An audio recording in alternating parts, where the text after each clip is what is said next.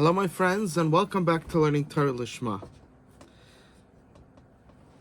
There's an interesting pasuk, and then we have the medrash that tells us more about it. And the pasuk says that when there was the famine and the ground wasn't producing any produce, and therefore people didn't have what to eat. But Yosef, right, he knew how to make storages to store the food in a way that the food would stay fresh and wouldn't rot and bugs wouldn't get to it. It was a special chachma, and not there was others that tried besides Yosef, regular people, but they didn't have the wisdom of Yosef, and all the bugs came and infiltrated and ate their produce, and everybody came to Yosef for food. So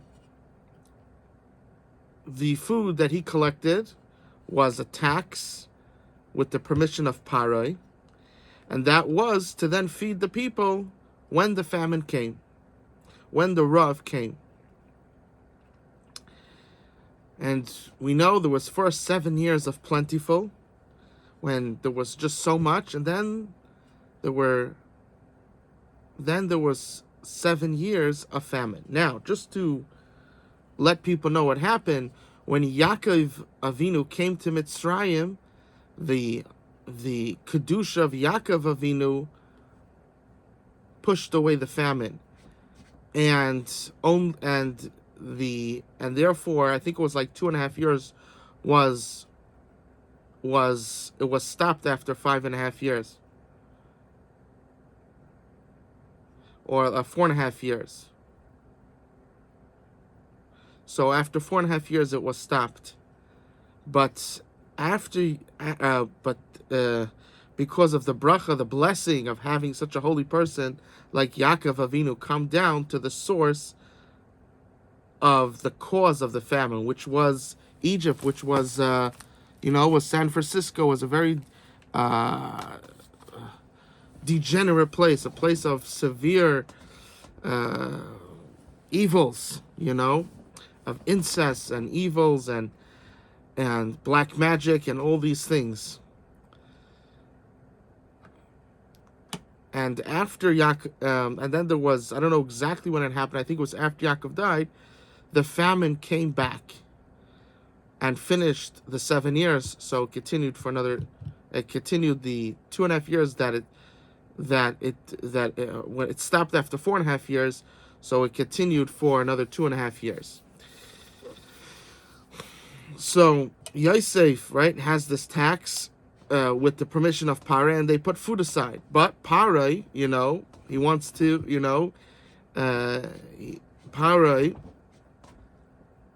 Parai wants to make money, because it's not just the Egyptians that are coming, but there's also people from all over the world, because it was like the cause was Mitzrayim, was Egypt. However, it was affecting the whole world. All over the world, there was this famine. So Parai charged, it could be gave a better price for the people of Egypt, but there was a charge. And in this way, it kept things from just, everything being taken, and then there's no more left. And I'm sure, he also wants some money. Okay. And this is how all the wealth of the world came to Mitzrayim, came to Egypt. And Yosef hatsadik split the riches into three. He split the riches of the world that came in from the famine. He split it up into three different places. And one of those places was found by Korach. One of those places was found by what's his name, that allowed he gave permission for the second building of the Beis HaMikdash. The second Beis HaMikdash, he gave permission. It didn't end up happening. And then later on, right after the story of Mordechai and Esther, their son Dayavesh gave the son of Esther, Daryavish, gave them permission to build again, and they built the second Beis Hamikdash. Sorry, just skipping my mind. There's a lot of information.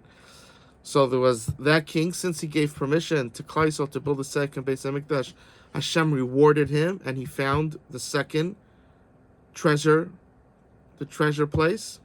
And the third treasure place, says the Gemara, the Talmud, is waiting for when the Mashiach comes, when the Messiah comes.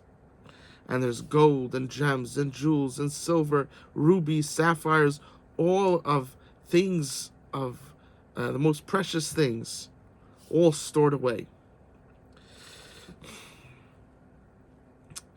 Now, even though Yosef made even though there was a charge to get food, Yosef made an exception. Who did he exempt from having to pay for the food? He exempted the priests. The priests of Egypt, or a priest, any of the priests in Egypt, whether it was a priest of Egypt or and then it was only the priests of Egypt, So he exempted the priests from, they would get free food. They didn't have to pay.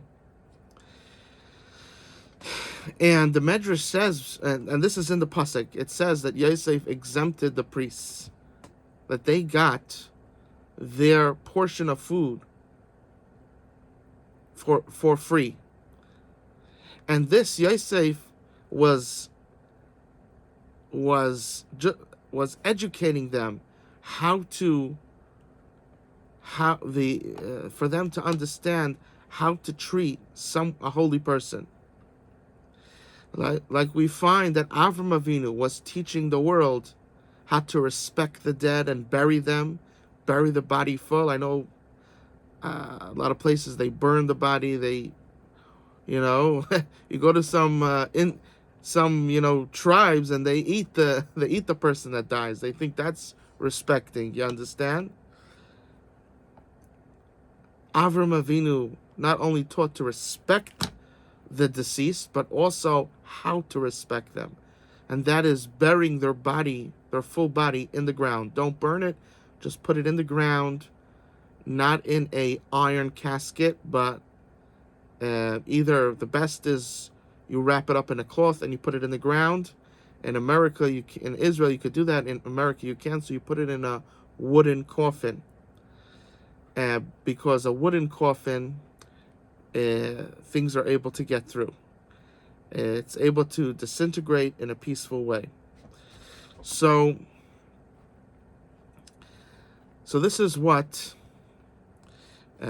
burning the body alive is. First of all, it's disgraceful. You're just burning the body. You don't respect the body.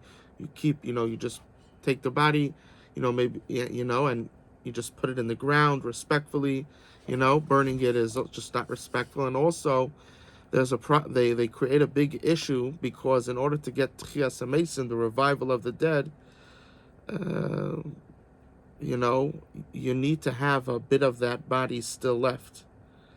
And there is the luz bone. There's a certain bone that, unless you destroy it, it doesn't get destroyed by weather and by all different means of how things get destroyed on this earth. It doesn't get destroyed unless you could burn it and destroy it, but by itself, it lasts. And from that is how a person gets Tchias HaMesim, how a person is brought back to life in the end of days. So when the Mashiach comes, when the Messiah comes.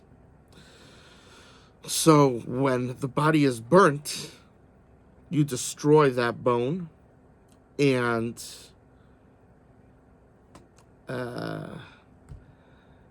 it creates a big, very problematic of that person coming back to life.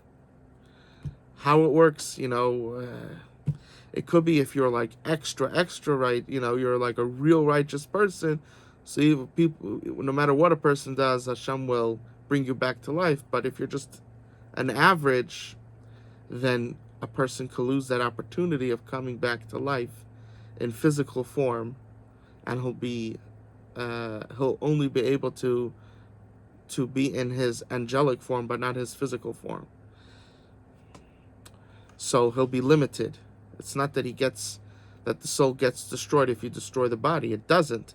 It's just the soul cannot come back into the body, but with the knowledge of the soul. Meaning, when our soul came into our body, we are blocked off of the knowledge that the soul has. Right? We have amnesia. We don't remember what happened before. Even as a person's growing up, right? We don't remember those when we were a baby, when we were very young. But when the Mashiach comes, when the Messiah comes, a person will go back into his body,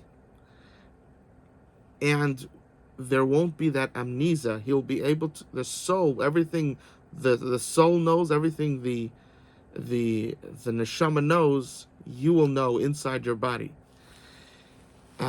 So in order to have that happen, there has to be this. It's called a luz bone. It's a certain bone. It's in the back of the head over here, where it, right below the skull, where it protrudes over here. That needs to still be there. Otherwise, the person, could be exceptions to the case, absolutely. But in general, then the person doesn't come back to life in a physical form. He is unable to. He'll only be in the soul form. So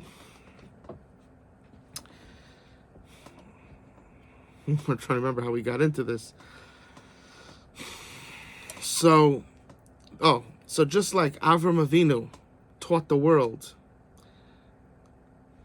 not to eat the body, not to just leave it on the side of the road, and who cares, the person died, how not to burn the body, how to bury it respectfully. Yosef was teaching the world. As he, like today, imagine you had a Jew. Imagine the vice president was a Jew, right? You had Trump, who was the most powerful person in the world today, and his vice president is a Jew, right? So that was Yosef. Yosef, right? There was Pare. Now Pare wasn't Trump, you understand, but Pare was the most powerful person back in those days. The most powerful person, army-wise, witchcraft-wise, plentiful-wise. They had the Nile, so they always had food, and you understand? The Nile goes back in those days, went through Egypt and fertilized everything.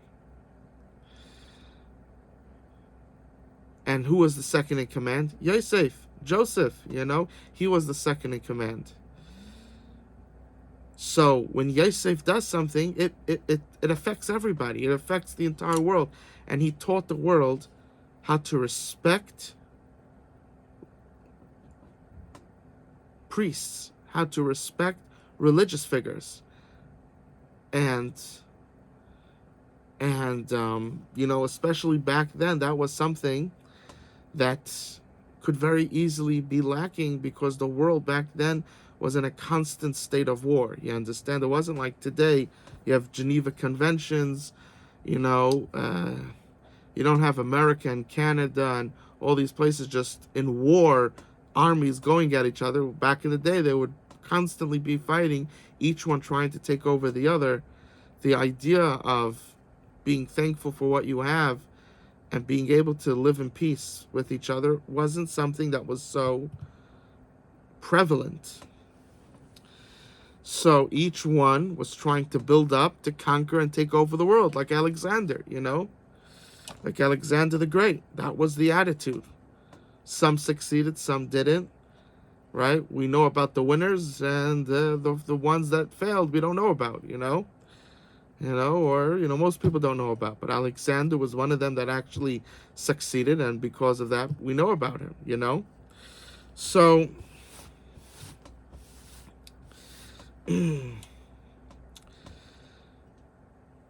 so Yosef taught the world to be respectful to God and to his messengers. Now, right, Yosef, and even people today, we know that the priests back then were black magic. Uh, they we have in Jewish texts in the Medrash, it talks about how they would serve an alligator. And today we could understand. Today alligators can live over 100 years, and back then, meaning going back like 75 years ago, 100 years ago, approximately, less than 100 years ago, people in most places of the world didn't live more than 20, 30 years. 20 was the average, you understand? So this crocodile lives for over 100 years, and when you try to shoot it with spears, right, it doesn't penetrate, right? Today, right, you set off bombs, and nothing happens to the crocodile. It has very strong skin, very hard to kill. So back then, in the primitive mind, they looked at that as a god, and people would serve the alligator and all these different types of things. They would throw people into fire. They served the fire, and and the only oasis of normalcy was Jews. Outside the Jewish town or the Jewish country, outside of it was people being burnt to death, thrown to alligators as to serve their gods. And it was craziness. And when you came into the Jewish the Jewish town, the Jewish shtetl, all of a sudden there was a sense of normalcy, of holiness, of purity, of a people that, like, you would think that they were aliens, that they came from a different planet, because they were so different. They didn't do all these things. They were so refined. Thank goodness today, at least in the first world countries, right? They have learned so much from the Jewish way of life, and that peace, and they wanted that, and they took those lessons. And we saw great, all these first world countries, unfortunately, at a lot of these places, England, Canada. I didn't even realize Canada has so few people. I think it's like 38 million people. It's like, it's a huge place, a huge country. It's like almost no one living there. It's like shocking, and people think of it as a country, but it's nothing. It's shocking. You see all these places, they're letting in the third world country types of people, or even lower than third world. I don't know if we just call it first, second, third, but and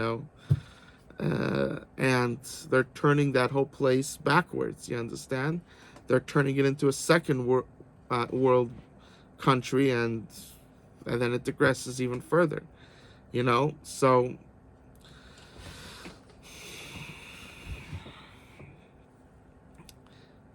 So Yosef is teaching people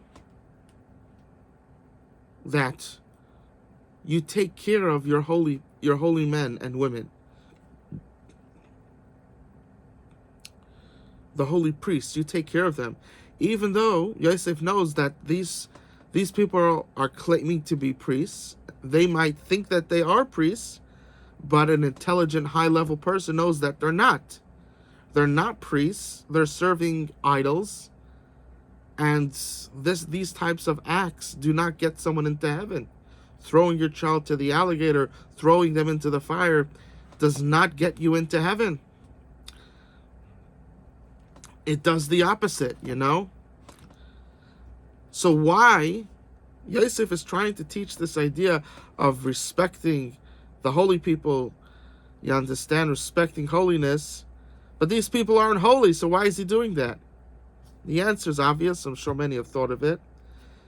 Is that they think that it is. They, back then, the people of Egypt, of Mitzrayim, they thought that those people are holy. And these are sacrifices And that's holy. They thought that that was holiness. That's what they thought. You understand? You understand what's happening here? So Yosef is teaching them this lesson,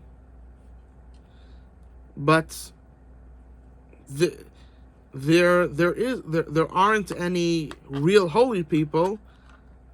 You understand? The people that they think are holy aren't, but they think that those people are holy. So the only way to teach them that lesson was to say, respect the priests. Give them their daily portion of food for free. You understand? That was the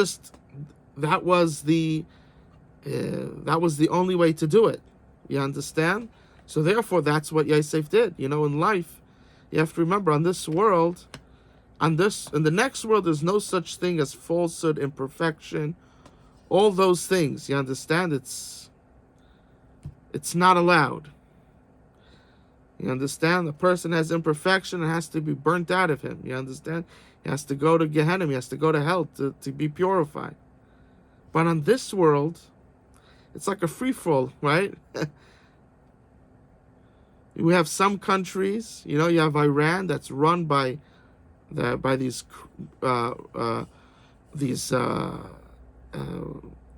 Muslim extremists, and then you have America now that's run by Trump. You understand? So, on this world, anything can happen. You understand that? Anything is possible. So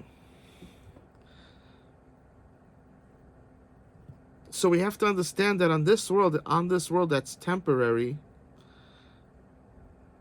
that the rules of righteousness, how it works in the next world, which is eternal, is not the same how it works on this world, which is temporary. Hashem, God, gives evil the ability to reign if it takes control. If we don't care about the truth, we just let the Democrat radicals take over, then that can be done. You understand?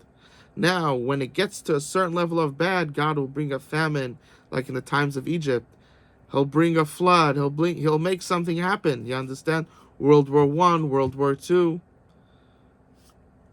You understand? But there's a lot of, until it comes to that point when God, the flood, the great flood that happened, until it comes to the point when God is setting a reset button, and shocking the world. Evil could get away with it for a long time, you understand? And people really have to realize that, take it seriously, and fight against it. And we have to learn to be together, not to be separated. We have so many good people in America, and everybody's just separated. We have to come together. We have to bound together to fight against the evil.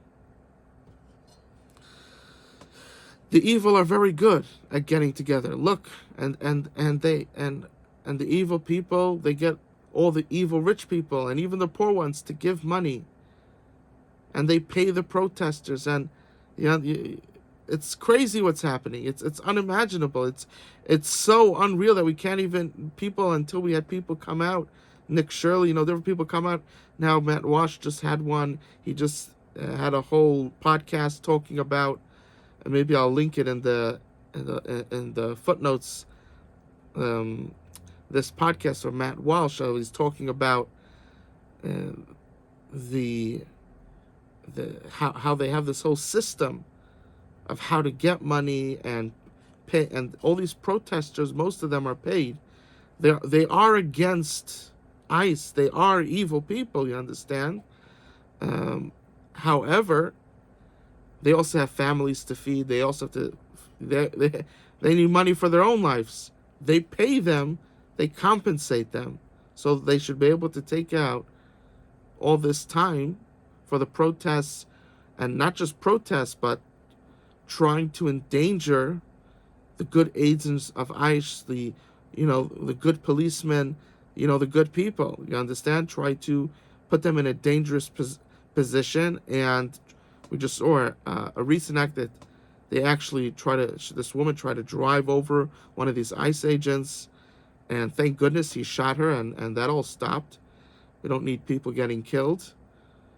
And that's clearly what she was doing. So you see what's happening.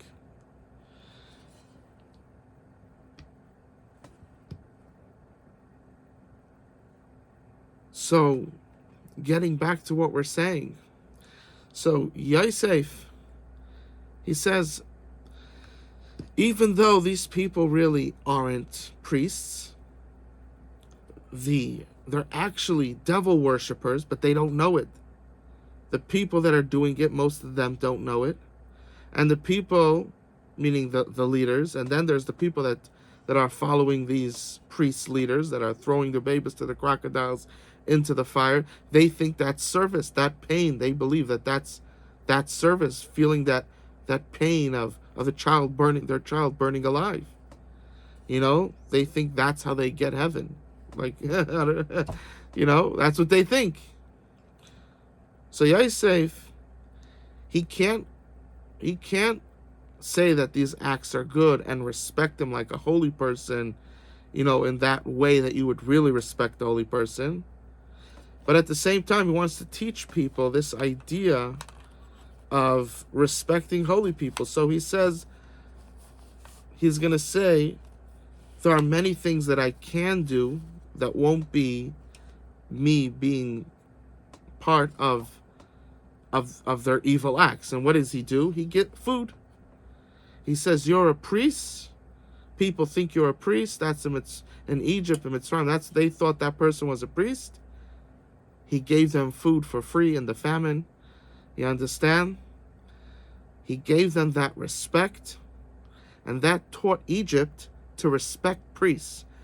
And because of that, the Medrash tells us, because Yosef taught them that, later on, when Shevet Levi didn't go out to the fields, they were very scholarly, and they did simple types of work. They weren't running after becoming a millionaire. They realized that this is a trick. They didn't know exactly what it was, but they realized it was a trick. And they just kept out of building those Pisam and Ramses, those two cities, that the government was paying people, gold coins for each block that they built. So since they weren't there, after Mitzrayim, Egypt was Meshabed, they put into slavery all the workers there, all the other 11 tribes. But since Shevet Levi was considered like the priests, they had a tremendous focus on learning. It doesn't mean that they didn't go to work at all and support their family, but their tremendous focus was to be the teachers of Klal Yisrael, of the Jews, and therefore Mitzrayim didn't put them into servitude. However, other people from the other tribes, that not everybody went to go work in Pisam and Ramses, you understand, but everybody was pulled into being a slave along with everybody else. But Shevet Levi, the Levites, which the Kehanim also, they come out of them, they left them alone. So this is what the Medrash says. So you see, when you're trying to teach someone a good act, and sometimes it's tricky, because people look at them, they're priests, but really they're not. But you have to respect them, because that people think that they are. You understand? You have to give them the bread, right? Yosef didn't have to. He could have charged them. Pharaoh didn't say that he has to give the priests free food, right? Pharaoh would have taken money from them, just as well. But Joseph, the second in command, the vice president, he, with the permission of Pharaoh, because Pharaoh said, you take care of it. He gave them the lechem chuki, their daily bread, their daily food. And because of that good act that he was trying to teach people, because of that, came out that that Shevet Levi wasn't put into servitude, and he saved an entire tribe, which is just absolutely amazing. It is so special. This is the lesson that we have to learn from Yosef. The balance. How we have to learn how to be balanced in this world. You have to balance is one of the most important things to learn. And when people just ignore nuance, in this world, it's one of the most dangerous things a person could do for themselves, could do for their family, for their students, for a nation, for a country. It's one of the most detrimental things to do, is to ignore nuance. Because in this world, you have to figure out how to teach the lessons of God, how to bring God into this, the true teachings, but how to do it in a pleasant way, in a way that even if what people are considered holy, you have these today, we have, people that claim to serve Satan, you understand? And then they have their priests. So it could be maybe that's an exception, someone saying, I'm serving Satan and this is my Satan priest. I think maybe that's an exception, that could be an exception. But if someone is not doing that and they're serving something and that's their priest, don't just disrespect them. You could show how they're wrong. You could do this. You could have debates. But when you're just walking on the street, don't disrespect them. You understand? Don't disrespect them. And you have to learn how to be balanced. We're in a world that the truth is ha'emes tia nideres. The truth is, it's going to be something that's hard to find and hard to teach, you understand? And we have to know how to do things in a balanced way, so that Malay Kvod Hashem, that the world will be full with the honor of God. I love you, and Hashem loves you more.